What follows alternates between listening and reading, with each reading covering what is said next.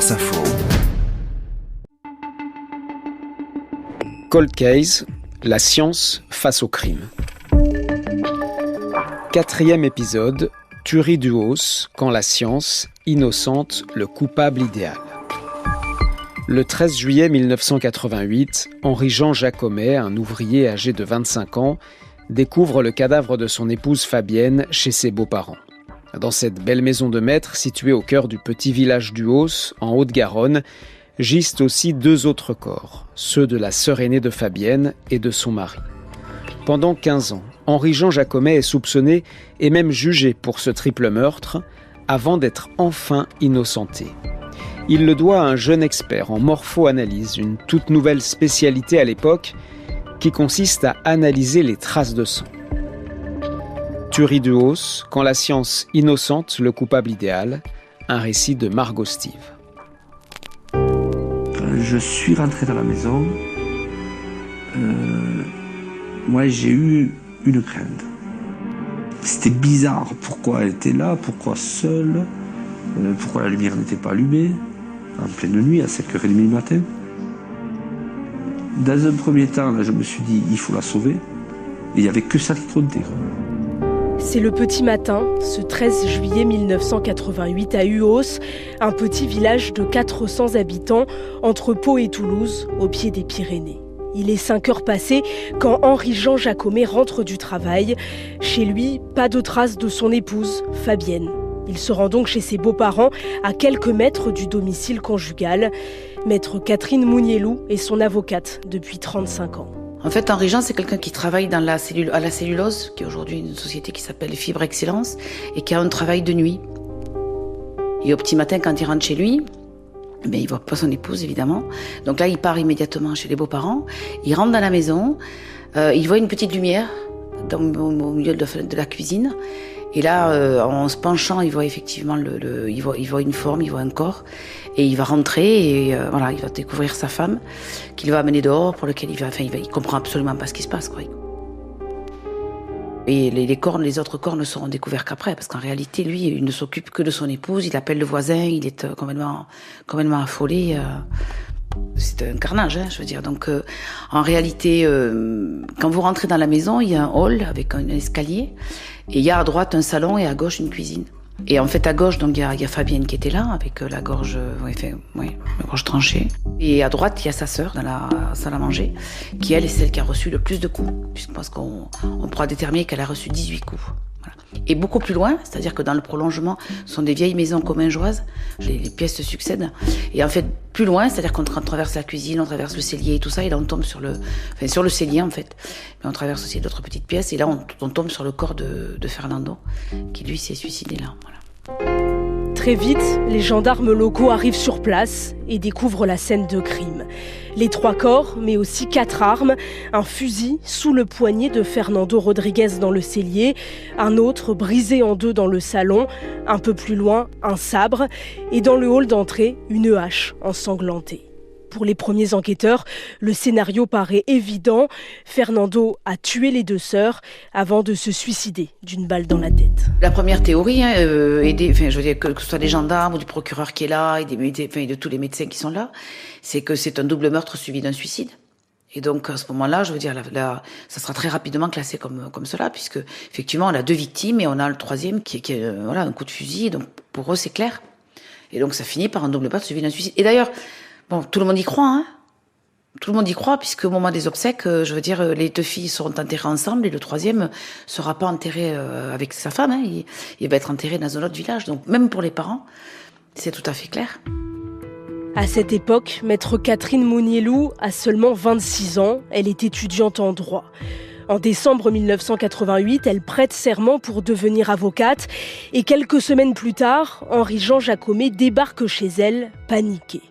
Après une plainte des parents de Fernando, l'enquête pourtant clôturée a été relancée et les soupçons se concentrent désormais sur le jeune ouvrier. Tout début du mois de février, Henri-Jean et ses parents viennent nous voir et nous disent voilà, il y a des choses bizarres qui se passent dans le village. Les gens tournent autour de moi et je comprends pas très bien. Il est très interrogatif, il est encore sous le choc. Mais je crois qu'il peut pas imaginer une seule seconde ce qui est en train de se passer ou ce qui va lui arriver. Il sait que autour de lui, il y a des choses bizarres qui se passent. Il veut essayer de comprendre, mais à aucun moment il a pu s'imaginer qu'on allait voilà. C'est pendant la garde à vue que vraiment il va essayer de comprendre ce qui se passe avec l'aide de photos qu'on va lui montrer devant les yeux, avec certaines gifles qu'on va lui mettre. Enfin, je veux dire, c'est ça. Mais jusque là, il peut pas imaginer ça. Il se dit qu'il faut qu'il rentre dans le dossier, qu'il faut qu'il regarde un petit peu les choses, mais voilà, il sait pas. Il est jeune, hein. L'enquête s'oriente ensuite vers Henri-Jean Jacomet, qui devient suspect numéro 1. Henri-Jean Jacomet passe donc du jour au lendemain du statut de victime, il a perdu sa femme, assassinée, à celui de principal suspect dans cette affaire. Après sa garde à vue, il est incarcéré en mars 1989. Catherine Mounielou, elle, réalise que la première affaire criminelle de sa carrière sera un dossier hors norme. Alors c'est jamais une affaire comme les autres, parce que quand c'est votre première affaire criminelle et que vous n'avez pas spécialement fait d'études à l'origine pour faire du pénal, non, c'est quand même une affaire incroyable. Mais on n'a jamais pu imaginer que ça prendrait des proportions pareilles. C'est-à-dire que pour nous, voilà, il y avait un double meurtre suivi d'un suicide, il y a un garçon qu'on essaye d'inculper, mais on est là, on se dit on va le défendre et on va y arriver. Il y a suffisamment d'éléments à ce moment-là pour se dire on va le sortir de là, puisque c'est un quiproquo, mais jamais on va imaginer que ça va prendre des proportions pareilles. Ça, jamais. Même moi, je veux dire, j'ai au fur et à mesure, non, c'était pas possible d'imaginer ça. Non, c'est clair. Je suis sûre que nous arriverons à le libérer, à prouver son innocence. Et il ira jusqu'au bout pour l'obtenir. Un massacre tel que celui qui s'est produit, quel qu'en soit l'auteur, ne peut pas avoir de véritable mobile rationnel. Ça ne peut être qu'un coup de folie de quelqu'un qui a perdu le contrôle de lui-même. Voilà. Je constate que M. Jacomet a toujours été dépeint comme un homme extrêmement paisible et pacifique et maître de lui.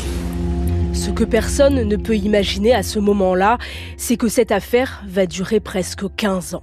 Mais retournons en 1989. Henri-Jean Jacomet est en prison et des gendarmes plus aguerris aux affaires criminelles, ceux de la section de recherche de Toulouse, sont chargés de mener les investigations. Eux en sont convaincus, Fernando Rodriguez ne s'est pas suicidé, il est bien l'une des victimes de ce triple meurtre et le coupable ne peut être qu'Henri-Jean Jacomet. Sauf que les gendarmes manquent de preuves. Pendant plusieurs mois, leur enquête patine. Jacomet est remis en liberté jusqu'à une expertise scientifique qui va faire basculer l'affaire. Le laboratoire de recherche scientifique de Bordeaux a apporté les preuves que Fernand Rodriguez, son beau-frère, ne s'était pas suicidé. Alors, qui l'a tué ? Et donc à ce moment-là, le nouveau juge d'instruction qui est nommé, et il va trouver, lui, comme solution, d'aller nommer un laboratoire de police privé, qui n'est pas un laboratoire de police scientifique, qui va essayer de démontrer, par A plus B, que Fernando n'a pas pu se suicider. Voilà. En disant qu'il a le bras trop court et que donc il n'a pas pu se suicider. Voilà. Ils vont élaborer une théorie. Et à l'issue du dépôt de rapport, Henri-Jean, qui est libre, sera reconvoqué devant le juge d'instruction et sera mis en examen pour inculpé du 3e meurtre et à nouveau incarcéré. Vous vous tapez la tête contre les murs quand même, hein, quand vous êtes avocat dans ces cas-là. Hein, vous vous dites c'est pas possible, on ne va pas en sortir. Madame, monsieur, bonsoir. Henri Jacomet devant la cour d'assises. Ainsi en a décidé cet après-midi la chambre d'accusation de la cour d'appel de Toulouse. Il est tout à fait normal qu'il soit renvoyé devant la cour d'assises et l'on ne peut pas dire, il me semble, un quart de seconde et penser, à plus forte raison, que la chambre d'accusation a voulu faire plaisir ou rendre service à quelqu'un. Elle n'est pas là pour ça. On ne peut pas être dans le même état d'esprit. Lui, il a une confiance absolue dans la justice. C'est un homme d'une intégrité incroyable, qui a fait confiance à ses avocats du début jusqu'à la fin, alors que bon, il a bien évidemment été approché par les grands pénalistes qui ont voulu prendre son dossier, mais qui a fait confiance jusqu'au bout à ceux qui l'entouraient, et qui aborde ce procès en disant je peux pas être reconnu comme coupable. Donc il est incarcéré le soir, il apportera une chemise par jour de procès, pas une de plus. Quand il nous dit ça, nous, évidemment, hein, on croit qu'on va le sortir de là, mais nous, on peut pas ne pas avoir le doute. Hein. En tant qu'avocat, voilà, vous vous dites, bon, on a cru pendant très longtemps qu'on le sortirait, qu'on n'arriverait pas jusque-là, on l'a fait libérer, il est libre, mais quoi qu'il en soit, il est devant la cour d'assises, quoi. Donc, ouais, on a un gros enjeu sur nos épaules, d'autant que À ce moment-là, il n'y a pas d'appel possible. C'est-à-dire que s'il est condamné, c'est à moins d'un procès en révision, c'est fini. Pas d'appel, donc le poids est lourd. Non seulement je suis persuadé de l'innocence d'Henri-Jean Jacomet, mais je suis persuadé que cette innocence est prouvée par le dossier lui-même. Vous n'avez jamais pensé que votre fils s'est suicidé? Jamais. Jamais. C'est bien pour ça que j'ai continué ma route pour faire suivre notre procédure. Le procès s'ouvre le 6 juin 1995 devant la cour d'assises du Tarn dans une ambiance électrique. Pendant 7 jours, les témoins s'enchaînent et les charges qui pèsent contre Henri-Jean Jacomet deviennent de plus en plus fragiles. En fait, ce dossier, c'est un château de cartes qui, au fur et à mesure, vont s'écrouler. Mais il n'y a rien sur la culpabilité de Jacomet. Il n'y a aucun élément matériel. Personne ne l'a vu rentrer dans la maison du crime à l'heure supposée par les gendarmes du crime, qui n'est absolument pas établie par ailleurs.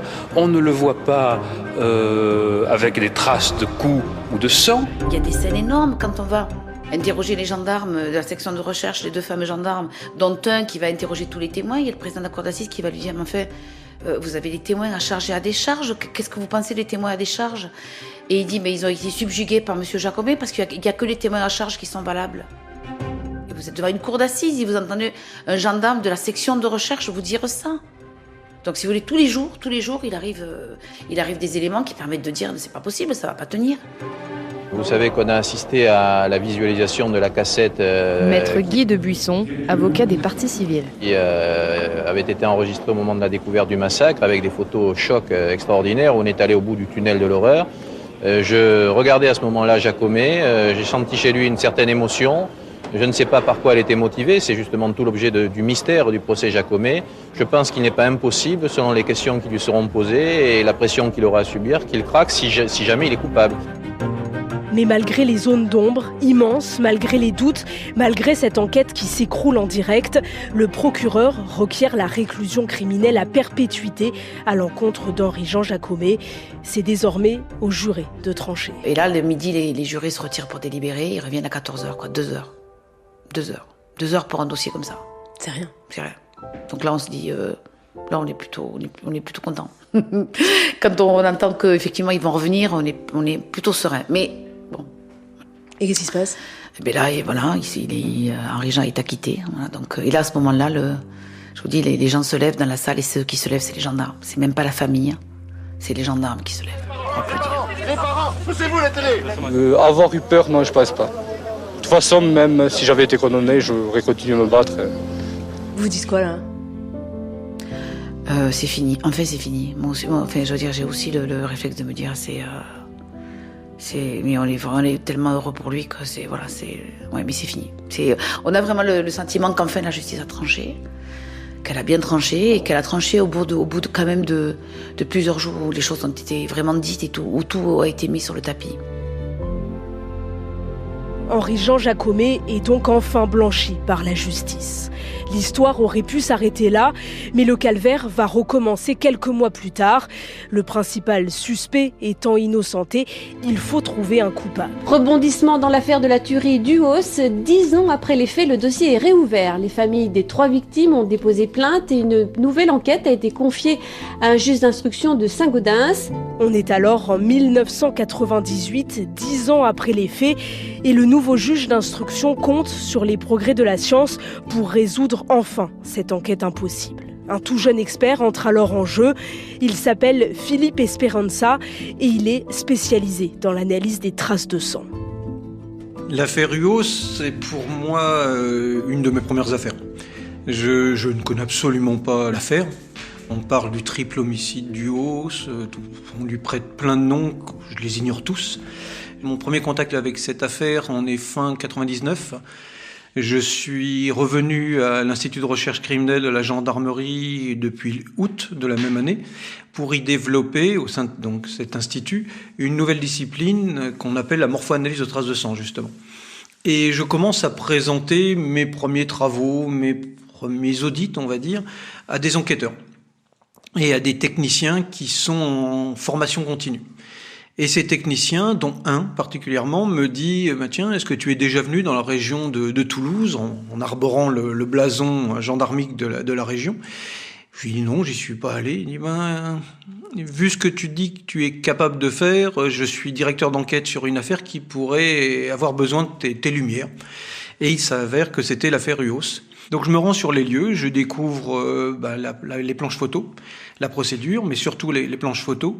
Oui, on n'est pas sur une petite affaire. Il y a quand même une femme qui est retrouvée avec, je crois, plus de 13 plaies au niveau du cou sur un tapis blanc dans un salon de la maison des parents. À côté de ce salon, il y a l'entrée, un couloir assez important, qui est souillé de traces de sang. On y voit aussi des parties d'armes à feu. De l'autre côté du salon où est découverte cette victime, il y a la cuisine. Dans cette cuisine, de grosses traces de sang également présentes. Après cette cuisine, un autre couloir ou une autre entrée qui présente aussi quelques traces de sang. Et à la suite de ce couloir, l'entrée du cellier, dans le cellier, un troisième corps. Ah oui, quand même. Donc j'ai quand même 3 personnes qui sont là, qui sont les 3 décédés. J'ai des armes à feu qui ont été utilisées. J'ai des plaies contuses. J'ai des plaies tranchantes. À moi de donner un maximum d'informations pour permettre à l'enquêteur d'essayer de rebondir et de donner un peu de matière à l'enquêteur pour qu'il puisse essayer de deviner qui avait pu faire ça.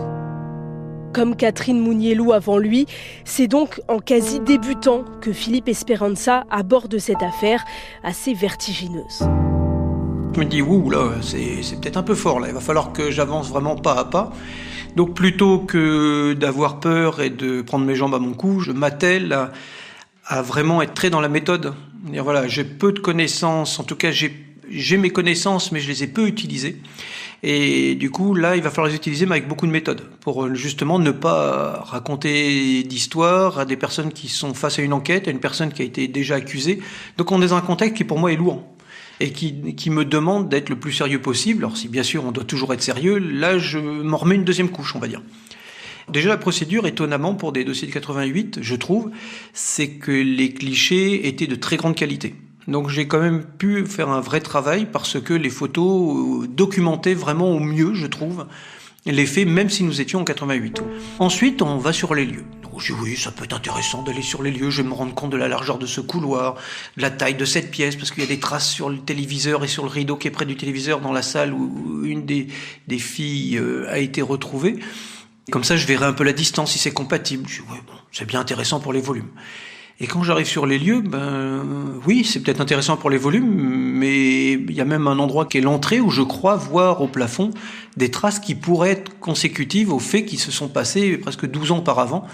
Je me dis, waouh, on a l'impression d'être dans les lieux, quoi. Je me rappelle que dans le salon, le corps a été découvert sur un tapis en sorte de poil de chèvre, poil long blanc, et il y a le même. J'en ai été presque choqué. Je me dis non, ma naïveté m'a montré que j'étais choqué. Et l'enquêteur me dit non, c'est pas le même. Ils en ont racheté un, l'identique, mais le canapé est toujours au même endroit, la télé est toujours au même endroit. Oui, les traces ne sont plus au sol, les corps ne sont plus au sol, mais on peut être 1 mois après les faits, les lieux auraient été identiques. Ça m'a vraiment aidé d'aller sur les lieux et de vraiment me rendre compte de ces volumes.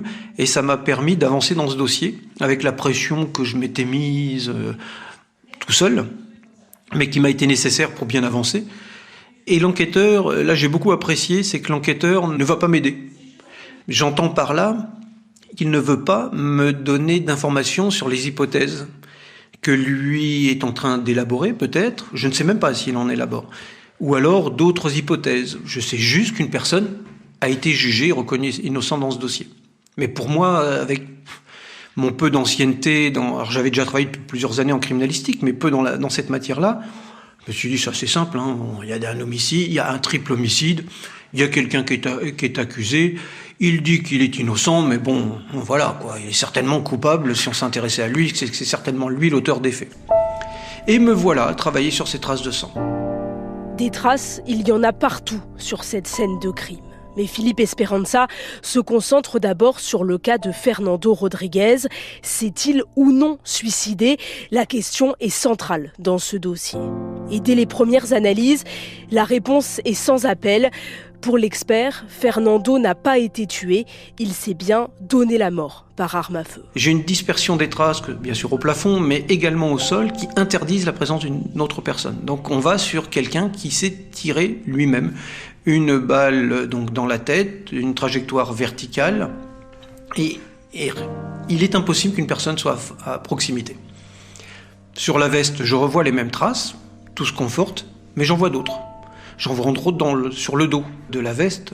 Là, ça colle pas, quoi, ça va pas du tout.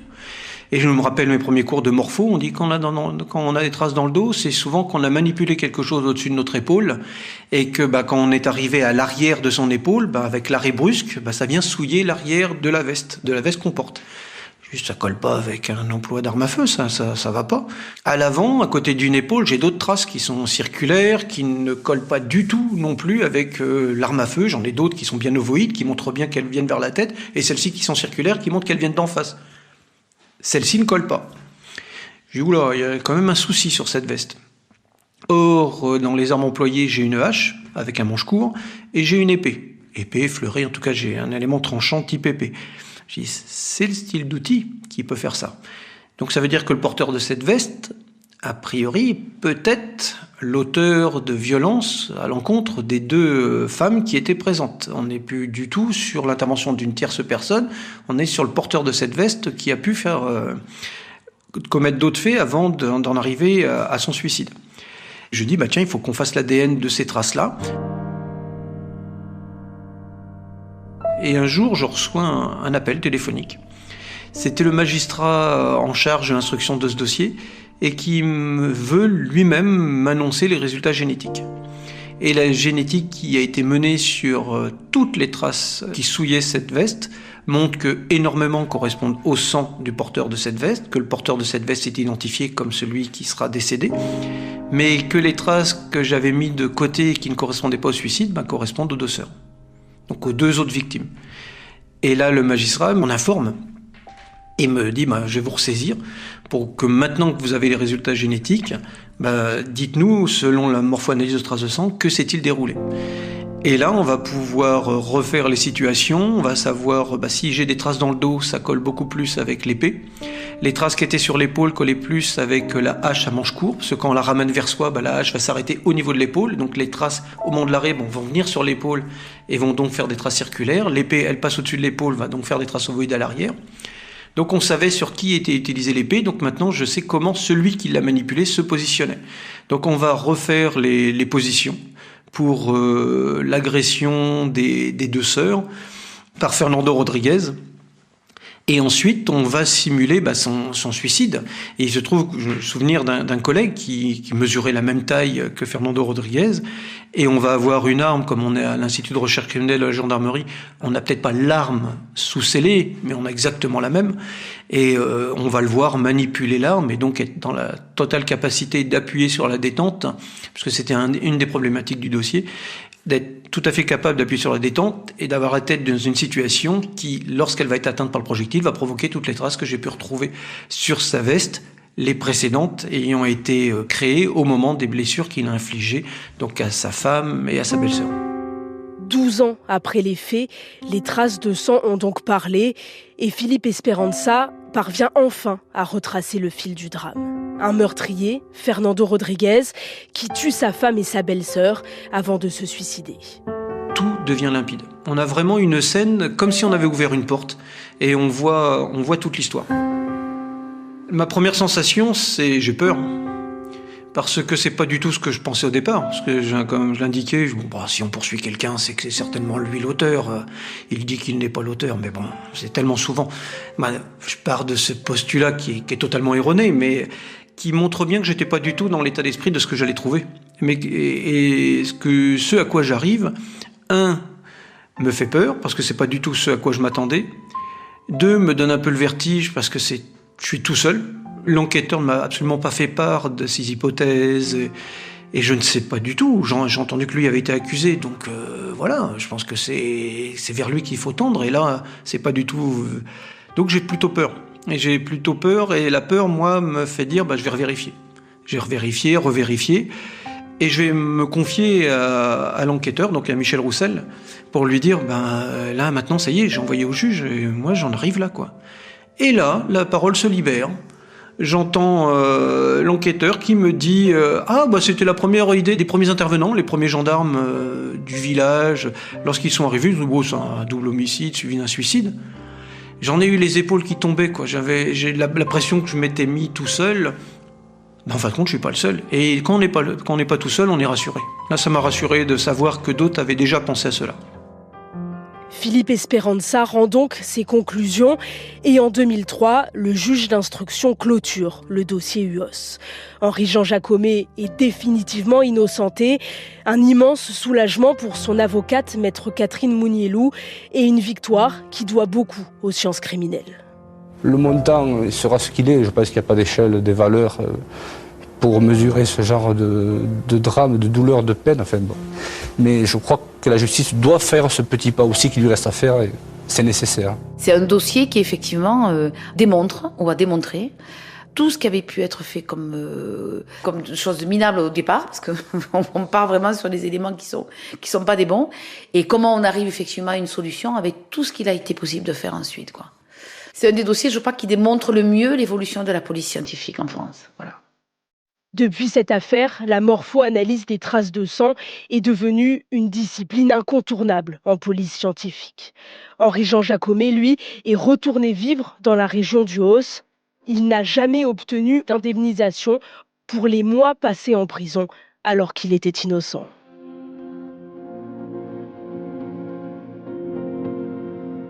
C'était Cold Case, la science face au crime.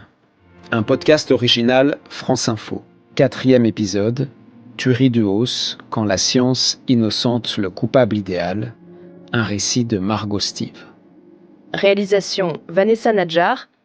Coordination Pauline Pénanec. Prise de son Olivia Branger et Andreas Jaffré. Archives Denis Forget.